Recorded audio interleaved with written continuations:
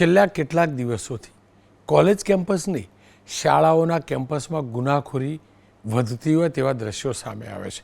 આપણને અમદાવાદની 7 day school યાદ છે ને, કેમ્પસની બહાર એક દીકરા ઉપર કેવી રીતે નાબાલિગ દીકરો હુમલો કરે છે, પેલાનો જીવ જાય છે. આ પ્રકારની સતત ઘટનાઓ વધતી હતી. એની વચ્ચે આપણે જે દ્રશ્યો જુઓ છો ને, અમદાવાદના દ્રશ્યો છે. 6ઠ્ઠા ધોરણમાંનો આ વર્ગખંડ છે. એમાં એક વિદ્યાર્થી રિસેસના સમયે બીજા વિદ્યાર્થીની વોટર બેગની અંદર કોઈની નજર ન પડે એ રીતે ડામરની ગોળી નાખી દે છે. આપણે કપૂરની ગોળી પણ કહીએ છીએ.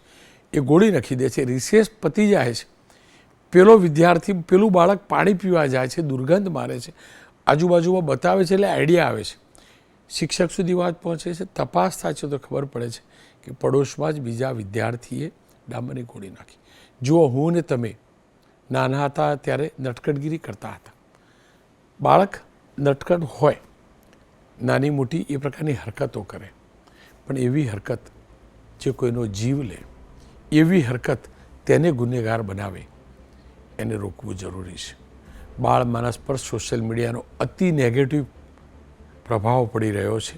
તેનાથી દૂર કરવા ફરી એકવાર કહીશ, ઓસ્ટ્રેલિયાની જેમ આપણા ત્યાં પણ સોશિયલ મીડિયાના ઉપયોગ માટે વય મર્યાદા નક્કી કરવી જરૂરી છે.